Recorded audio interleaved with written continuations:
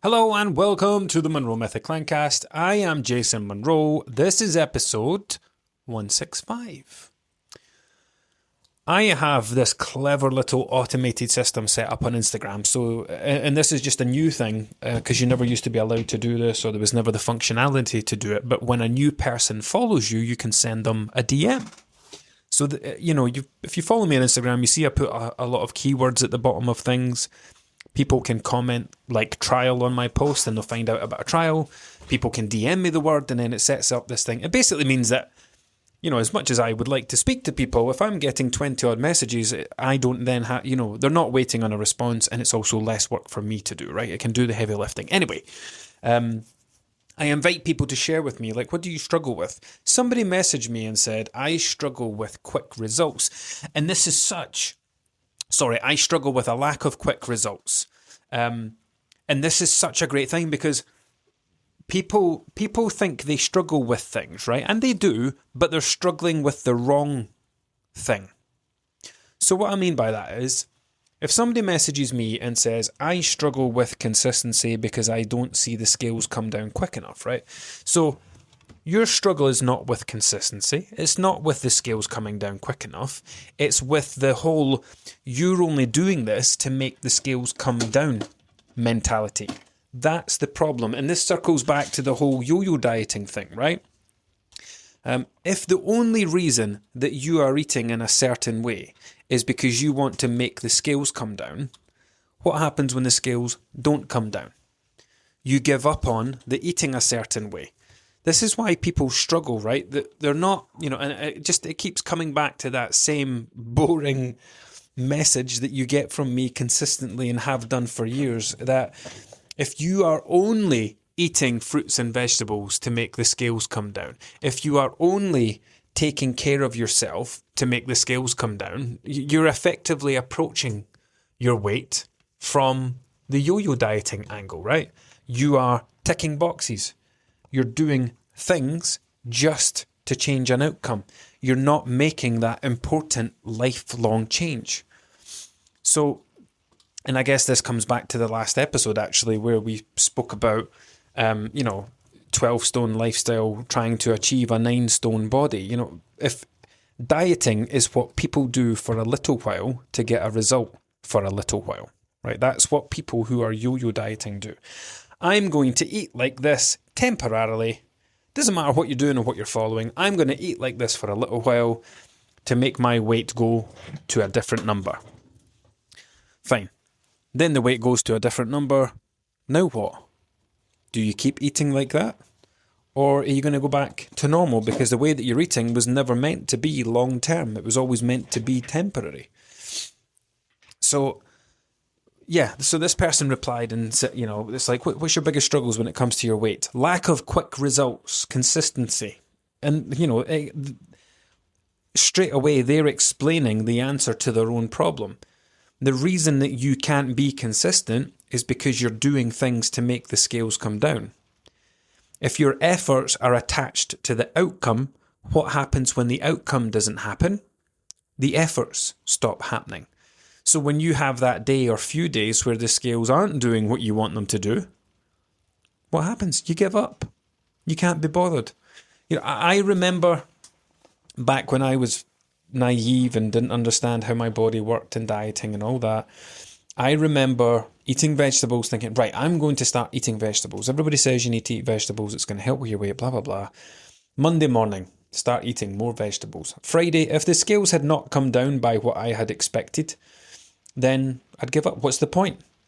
What's the point eating like this if it's not going to lead to what I think I was going to come? Now, who was in the wrong here? It wasn't my body. It was me.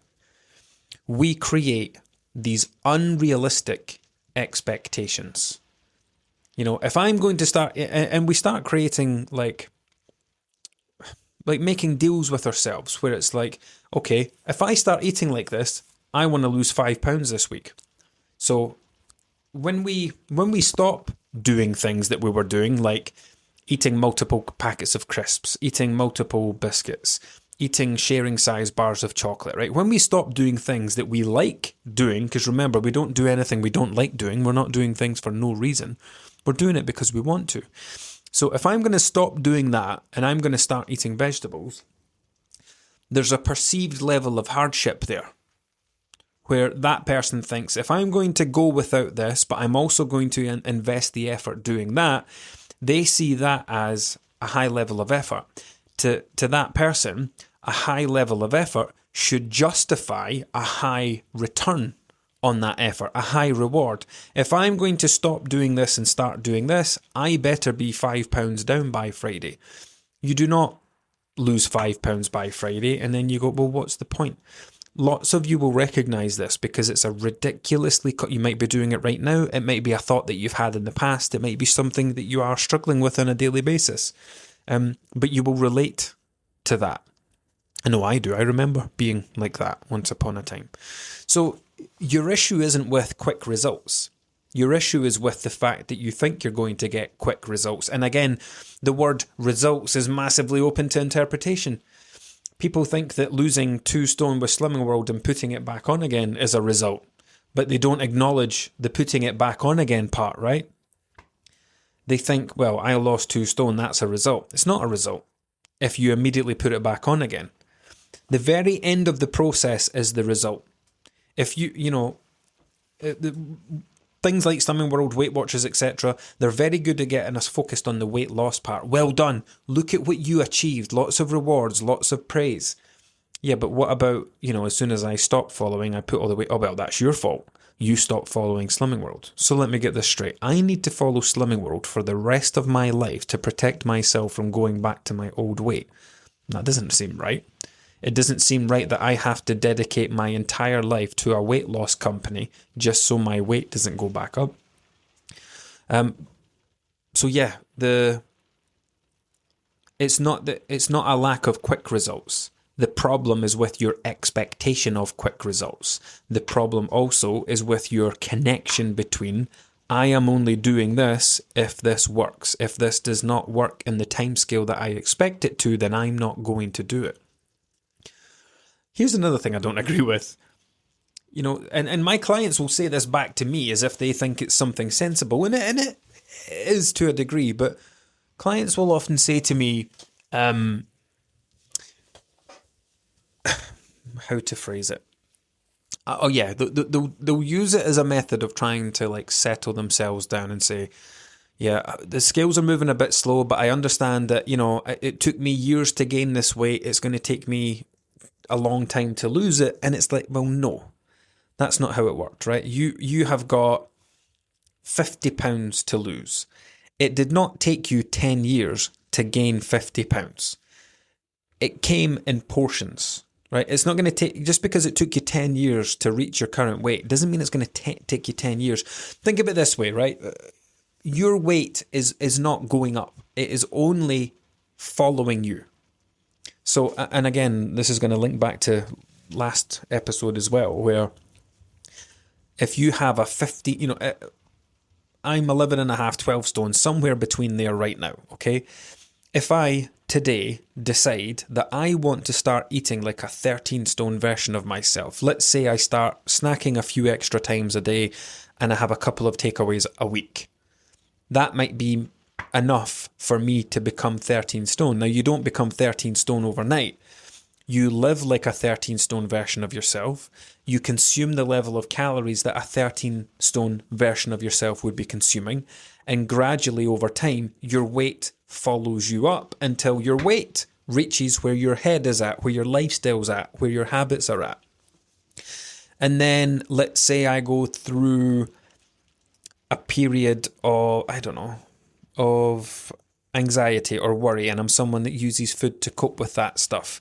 I might then be living like a 14 stone version of myself. And so gradually over time, my weight will come up to meet me. There's no time involved, right? There's no set amount of time by which someone should have gained weight or lost weight. That, again, is playing into the hands of the yo-yo diet industry. You're going to reach this weight in this many days if you do this. If you're focusing on that shit, you are someone who's going to stay trapped with their weight. It's never going to change for any length of time. Remove the numbers from the equation. Remove the pounds a week, the half pounds a week, the 4 and 5 pounds a month. Stop measuring progress in numbers on a scale. Start measuring it in habits, in behaviours, in your thoughts, in the way that you think, act and feel around food. That's where you make the progress. You know,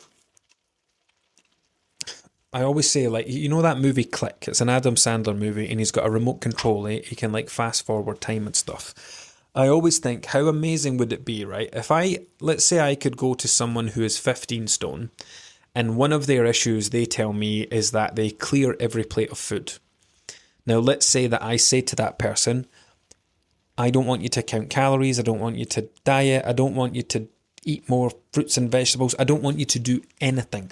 I want you just to do this one thing. I want you to stop eating when you start to feel full. So you are no longer going to clear every plate. You're going to listen to your body. Once you start to feel full, you're going to stop eating. That's the only thing I want you to do. I want you to change nothing else, right? And I hit the fast forward button 12 months. That person would go from 15 stone to a different weight. Because that is one of their 15 stone behaviours, their 15 stone habits. On day 2 of working with me inside the Monroe Method, there's a lesson about your food attachments. And it's how every food attachment you have assigns a portion of weight to your body. So if you're someone who clears every plate of food, that could be something that has added and is keeping 10 pounds of weight on your body. If you are someone who snacks every night in front of the TV, that is a habit that could have added and is keeping 8 pounds of weight on your body. If you are someone who keeps sweets in the car and on every drive you eat 2 or 3 sweets, that could be something that has added and is keeping 5 pounds of weight on your body. You see what the problem is, right? These habits have assigned a portion of weight to your body and they're keeping a portion of weight on your body. That portion of weight will never go away until you change the behaviour. So you can follow Slimming World, you can follow Weight Watchers, you can count calories, you can work with me, and you can follow numbers, you can follow a plan, and you can make your weight go to a different number. But if you don't resolve the behaviours that put those numbers there in the first place, those pounds, that weight there in the first place, it's always going to come back. This is why your behaviours and your thoughts and your habits are far more important. This is why we talk about lifestyle change being more important than changing your weight. If you don't change the reasons the weight is there, the weight will always come back. Words to live by. You are the weight you are because it's the weight you're supposed to be, because it's the way that you wake up every day, show up and act each day. I forgot what I started talking about at the beginning of this episode. Oh yeah, I've come back to it. So it's not a lack of quick results. It's that the mistake you're making is that you are anchoring your motivation to the results. That's the wrong thing to do. Because, it's like many people will decide that when they are going to lose weight, it's like, right, Monday I'm going on a diet and I'm going to the gym, right? That's a massive fuck up straight away because you have now, not only have you attached your weight to exercise, you've attached exercise to your weight or your diet. And it's ruined because the minute you eat something that you think is bad or off plan or off track, you will then say, well, what's the point going to the gym? The minute you miss a workout, you'll say, well, what's the point eating healthy? Once we make all these attachments, they start ruining each other. Exercise is not for your weight. It's for your physical and mental health. It's not for your weight. Right? And this is something I'm very conscious of helping people detach when they come to work with me. So, yeah, if you say, I am going to do this to make the scales come down, what happens when there's a week where the scales don't come down? If you're an all or nothing person, like most yo-yo dieters are, you will sack it off, you'll give up. Okay, well, fuck it, I'll just fuck this off for the weekend, or we'll give up for the week, or we'll just write off Friday night and Saturday night. You cannot attach the efforts to the outcome. You can't, because if your motivation, it's fine to be motivated by the scales coming down, it's fine to be excited by the scales coming down, but if it is your only source of motivation, what happens when the scales don't come down? you don't feel as excited about following the process because you're starting to worry. What if it doesn't work? What if it's starting to slip? And then once remember, it's your efforts decide the number. As soon as the efforts start to change, as soon as they're negatively impacted, then that's it. It's game over. The outcome starts to change. So if you are someone that struggles with a lack of quick results, struggles with consistency, you're not struggling with a lack of results. You're struggling with your expectation that you should be getting quick results. That's the problem, the expectation, not what you get. If you struggle with consistency and motivation, the question is, well, are you really struggling with these things, or are you just attaching them to the wrong thing? What would be the right thing? There's a lesson we do on day 3 of the course where we do a big mind map. I get everybody to write down the words weight loss in the middle of a piece of paper, right? And draw a bubble around it. Because this is us trying to break weight loss as a goal. And I say, right, I want you to imagine that you are at your goal weight. What has weight loss given you? It has given me my confidence. I've got more confidence in the bedroom. My sex life has improved. My mobility is improved. I'm no longer hot and sweaty climbing the stairs. I'm no longer tired walking up a hill. I can keep up with my kids more. I can sit on the floor for longer without getting pins and needles. I feel more comfortable in my clothes. I'm dressing in brighter colours. I'm not deleting photos at the end of the day. I'm not hiding in the back in photos. I'm not putting my hand over my tummy when I see myself in the mirror, right? All that stuff. And then what I get people to do is scratch out the word weight loss in the middle and say, you don't want to lose weight. What you want is this life. That should be your motivation, the thing that you're working towards, not a number on the scale. If it was easy as that, everybody would lose weight and keep it off for life. It's not as easy as that. So anyway, the issue is with your expectations, right? The problem is not with a lack of quick results. The problem is that you think you should be getting quick results, right? Change your expectations. Lower your expectations. It's better to under-promise and over-deliver than it is to do the opposite, right? Anyway, I hope that's been helpful. Until next time.